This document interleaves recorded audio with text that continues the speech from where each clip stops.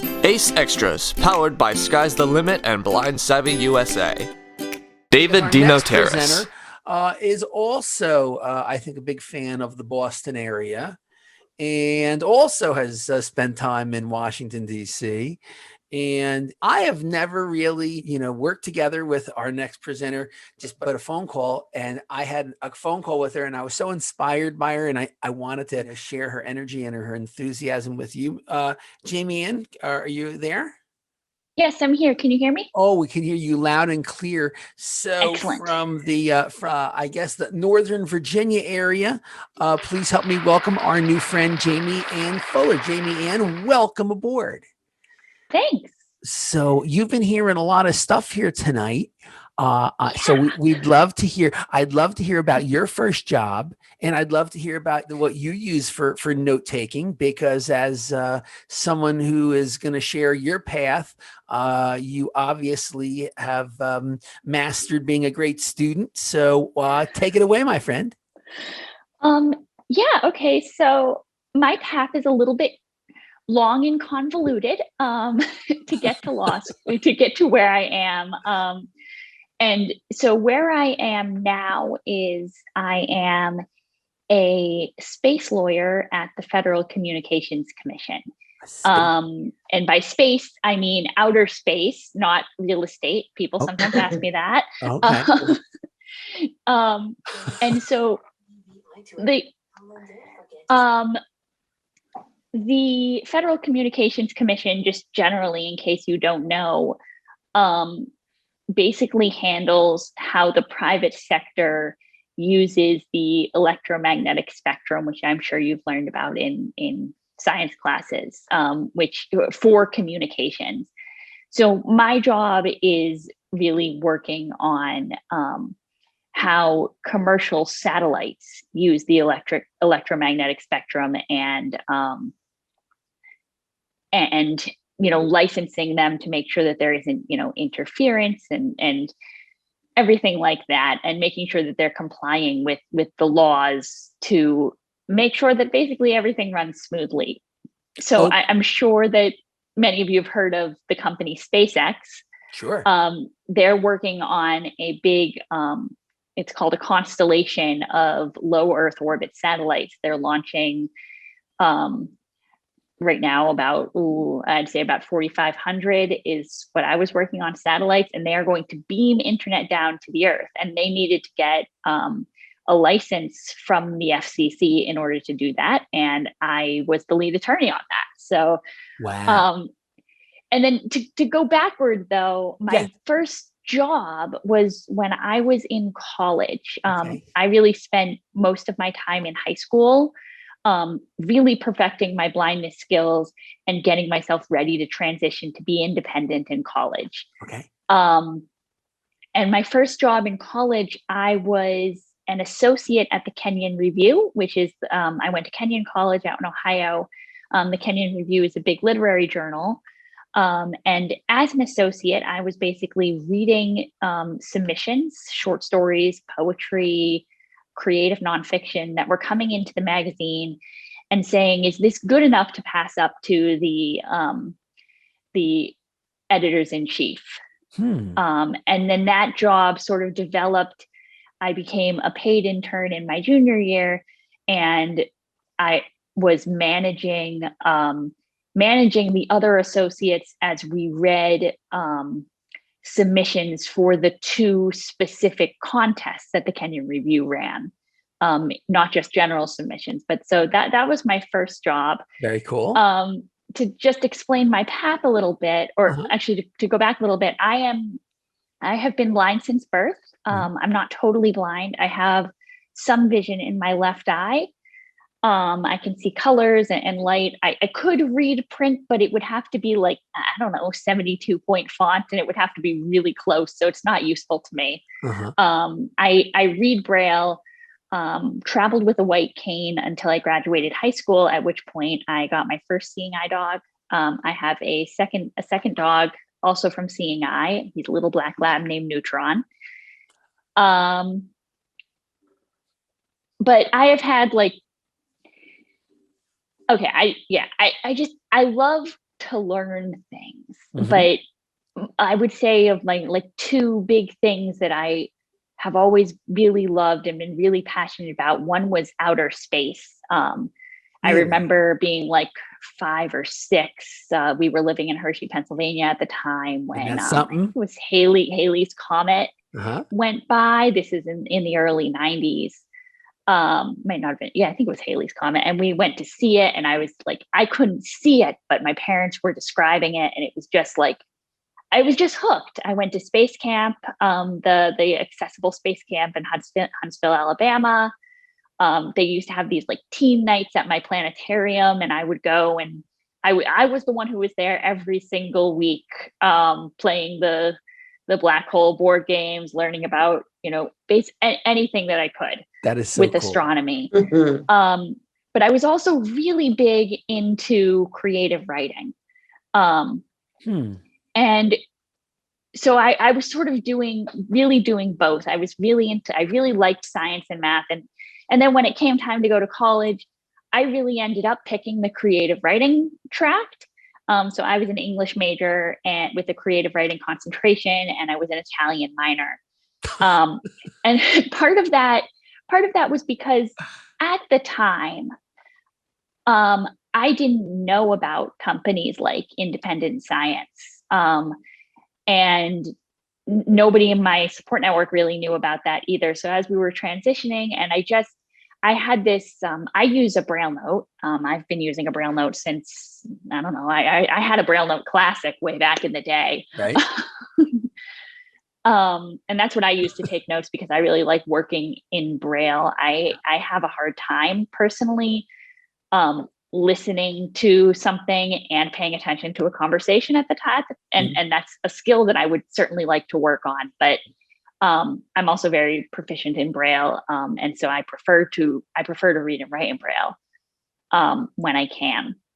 But so when I was, going into college, I had this software called Nemetex, which would translate Nemeth that I wrote on my Braille note into print, and then I could print it out, and that would allow me to hand in my homework in print when I went to college.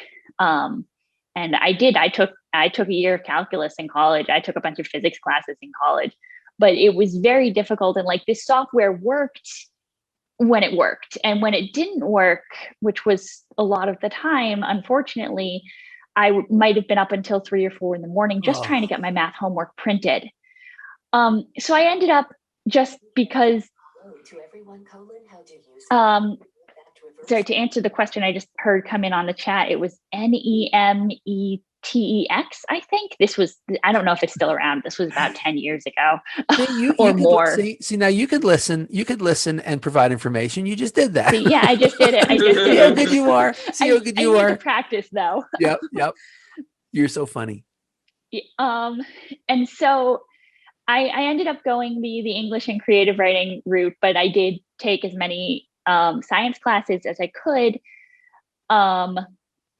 And I remember I definitely did, like, we had some very basic astronomy courses, and the professors it was a very small college. They were all really, really great about like making things accessible and working with me to say, how do we do this? They were really good about saying, we don't know how to do this. This is what we're trying to do. Let's try and figure out the best way for you to learn what we need to learn. It helped that I was one of my best friends in college. Her parents were both professors at the college in the math and science department. So I definitely had a great support network there. That helped. Let's see. So then after college, I got a Fulbright scholarship, and I taught for a year. I taught English in Italy. My family is Italian, so I had always wanted to really explore that heritage. I was in Assisi, Italy, and that was a great experience. It taught me that I didn't want to be a teacher. I have so much admiration for all of the wonderful teachers that I had, but I learned very quickly that it really wasn't something that I enjoyed as much as I thought I was going to. And so I was really spent that year trying to figure out what I wanted to do with my life, because I had an English degree, like, and one of the things that happened a lot in Italy is, to some extent, they're not quite, at least 5 or 6 years ago, they really weren't at the level of acceptance of people with disabilities that America was. I was having a hard time just walking into stores with my guide dog, just taking the bus. People didn't want me to do things. And it wasn't because I had a dog, it was because I was blind. And how dare I live independently and do things by myself and leave my house? And so I insisted, and one of the things that I would say, if skills that you need to make sure that you have, is the ability to self-advocate, because like, you need it. I was trying to self-advocate in an entirely different language. And there was this, my parents came to visit me at Christmas, and we went to Pisa, and we were trying to go up the Tower of Pisa, and they wouldn't let me go up with my guide dog.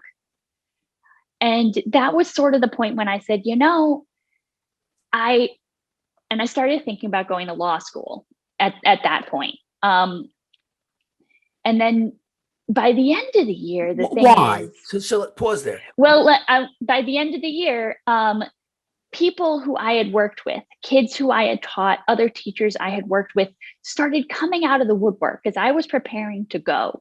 They started coming out of the woodwork and saying, I know, my cousin is blind. My sister is blind. I have a friend who's blind. And I'm going to tell them that they don't have to stay at home all day, that they can go out and live a life, because I saw you do it this year. And I thought to myself, I made a difference in this small community, just by trying to buy groceries and do my job, and just by living. And I thought to myself, well, what kind of a difference could I make if I tried to make a difference, as opposed to just trying to live? Wow. And so I spent the next year, I worked at the New Hampshire Disability Rights Center, volunteering there while I applied to law school. And I got into Harvard Law and did that for 3 years. So that was my time in Boston. Yeah. I absolutely love the Boston tea and how independent I could be in Boston. Unfortunately, I spent most of my time in my bedroom surrounded by law cases, with so much studying. And I would say about halfway through my first year of law school, I got so tired of people meeting me, asking, what I was doing, whether they were Harvard lawyer or Harvard law students, or just other people who found out that I was a law student, automatically jumping to the conclusion that I was going to go into disability rights law. And law school was really hard. And this was, I don't want to get into politics, but this was right after the 2016 elections. And I actually had an internship at the Department of Education, and, it just didn't seem like a good time to be going into any kind of civil rights law. And it was a bit, and it just seemed like kind of depressing work. But as much as like you're helping people, you're still, working with people who are going through really, really hard stuff. And like, I absolutely don't want to like disparage anybody who does work in disability rights, or anyone who works in accessibility, because those are so important. But again, this is me discovering that this was not for me. So that's my second piece of advice is, if you feel like something is not for you, don't do it. Like, you can change your mind over and over and over again. Of course, I'm now halfway through my first year of law school, and I've put down a whole bunch of money on tuition and student loans, and I didn't want to quit, but I didn't know what I was doing. And then my first year property law professor. He was this guy who liked to go on these terrific tangents. And one day he just went off on this tangent about space law. And I didn't know that that existed.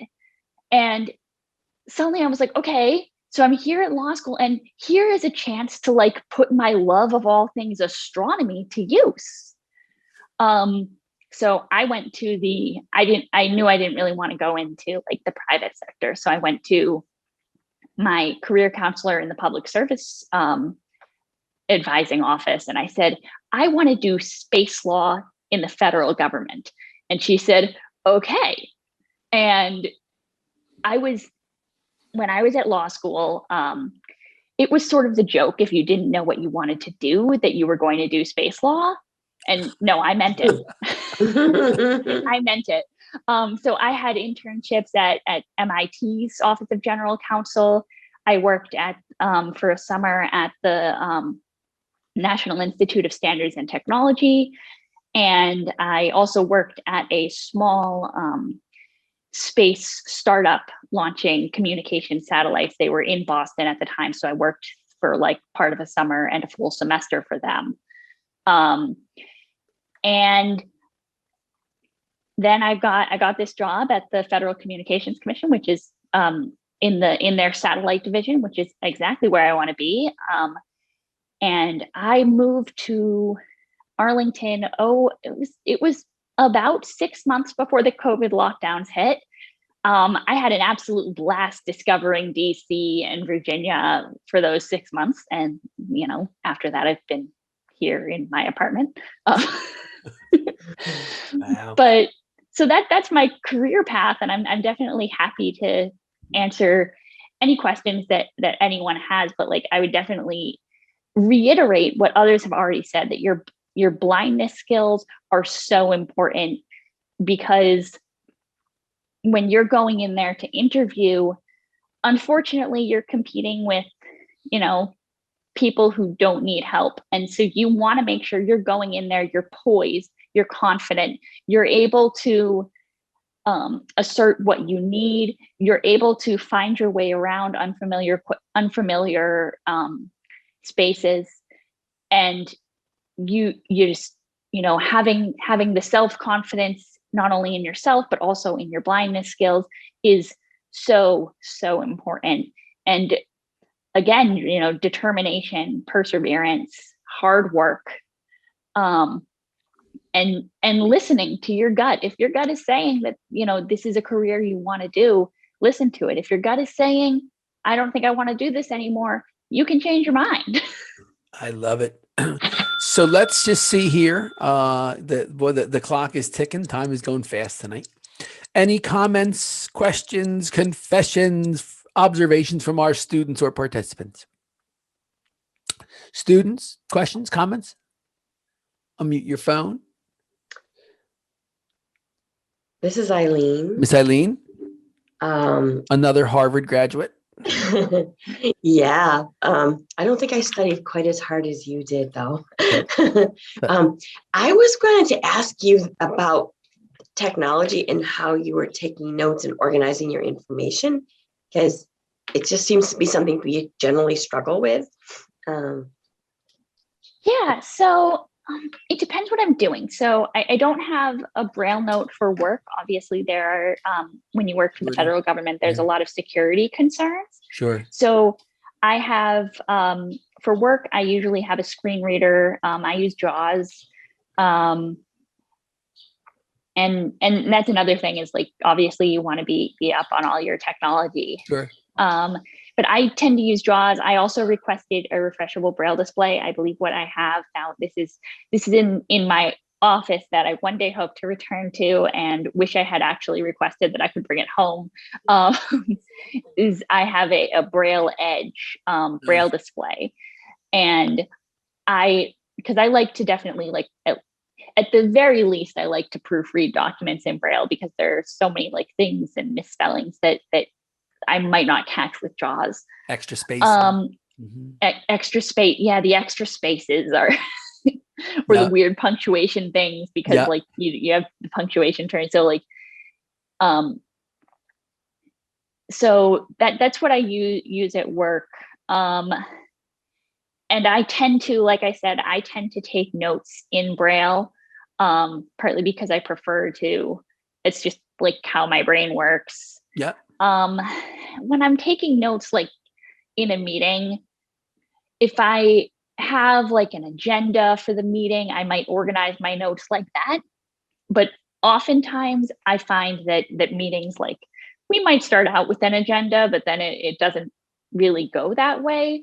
So I usually just like take notes as things are discussed. And I might organize the notes later, or not. Jameyanne, I was wondering, like, you were sharing some technical things about, satellites and magnetic fields and 4,500 feet. Did you have a class that you learned this stuff in college? No. Okay, so how do you? So, and I didn't have I had a communications law class in law school, but it didn't actually cover the satellite stuff. So the thing that I absolutely love about working for the government that I don't think is true if you're going into like a big law firm, and I didn't go into a big law firm, so I don't, I might be wrong. But the government just sort of throws you in with both feet. And there was a lot of Googling, there was a lot of asking my, other attorneys in the office, like, what is the equivalent power flux density? Well, everybody knows that. I mean, come on. Like, just what is that? And we have engineers working with us. So like, to some extent, like, I'm not expected to understand all of the technical aspects of it. I just, having a little bit of a science background, really like to understand it. Right. But it's really, my job is more focused on making sure that the licenses that we are issuing are, working with the laws that are in place, specifically for satellites. And some of that is talking about the radio frequency they're using. Some of that is how are they building their satellites so that we don't have, so that we can minimize space junk out there in outer space. Wow. But no, like, I didn't take specific classes on this. I came in with a bit of a science background, but plenty of people come in without that. And you just learn as you go. And one of the things that's like great about my office, and I'm sure others would say the same about their offices as well, is that, like, if you don't know something, it's okay to ask. Like, you can definitely try and look it up on Google or any databases or anything that's going on that your office has, like, for new employees. But it is also okay to ask. And I can tell you a couple of new attorneys have joined since I have joined, and have definitely taken me up on me saying, if you have questions, ask, because, like, this is super technical and they're throwing you in with both feet. And, like, nobody, when you start out, nobody knows what they're doing, and that's fine. Jamie, I am so grateful for your kindness and your willingness to join us. Does anyone have any questions for our friend Jamie? We know we're running late. We know we're past time, and I apologize for that. Does anyone have any final questions or comments? Jacob, my friend. So, with your work in the FCC, have you had the opportunity to get exposed to other fields of the law? You said that the federal government just kind of throws you in, right? So is there a lot of intersectionality, right, in the work that you do? So there's some intersectionality with other parts of the FCC. I've gotten to work on like they're doing an auction where they're auctioning off some licenses to try and it's a complicated economic thing, but it's called a reverse auction, where they're actually trying to subsidize people to develop things like putting internet in rural areas. And I was able to work on that.